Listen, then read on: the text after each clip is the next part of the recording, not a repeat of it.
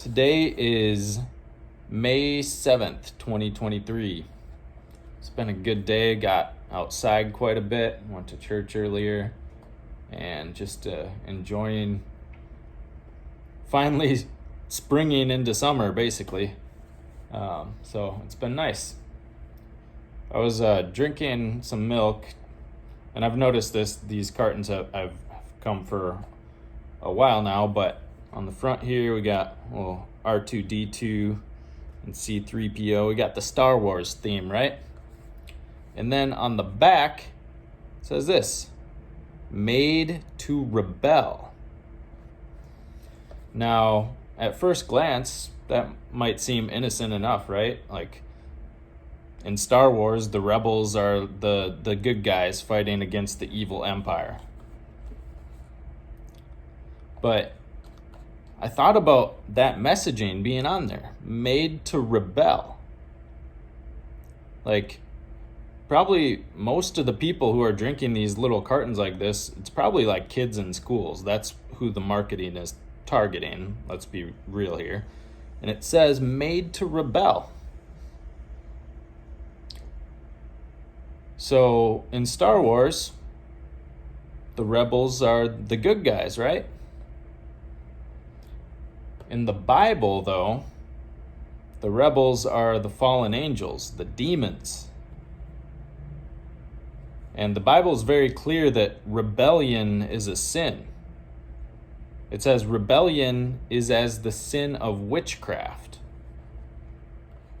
So rebellion is not a good thing. So what's going on here? Aren't the rebels the good guys in Star Wars? Yeah, they're the good guys in Star Wars. And then there's some other curious stuff going on here. So Darth Vader, if you've ever noticed, his costume, right? It has this like chest plate with these colorful pieces on it, right? It looks very similar to the chest piece that the high priest would wear in the Old Covenant.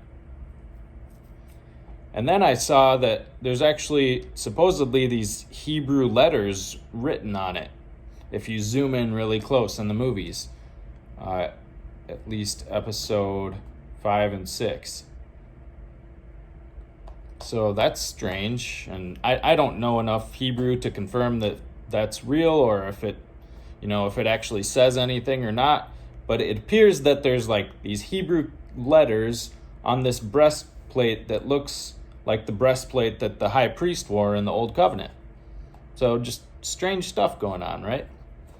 And again, the rebels are the good guys in Star Wars. And so I've noticed Hollywood do something, and they do this a lot, where they sort of flip things over.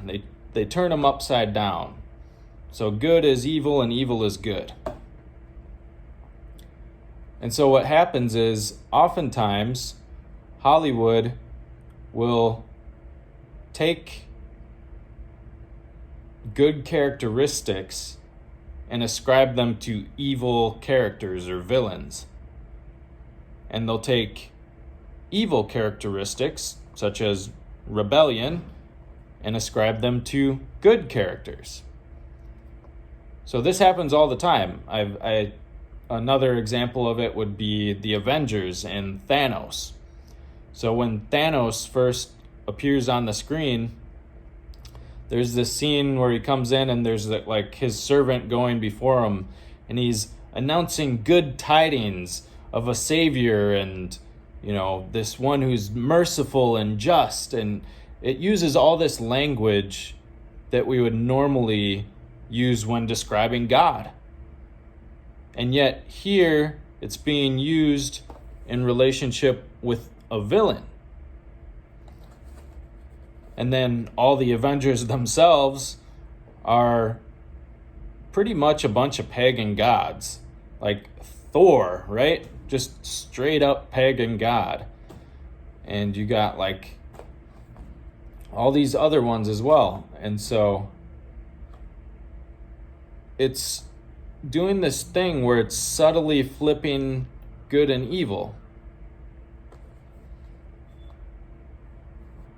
And so it's something to think about and something to pay attention to whenever you're watching some sort of Hollywood movie. Don't get me wrong, I like Star Wars. It was one of my favorite movies growing up. I was all about Star Wars. And I still think there's like good characteristics to the rebels in those movies. And there's evil things about the Empire. And you know, it's just this weird, subtle thing that Hollywood seems to do all the time.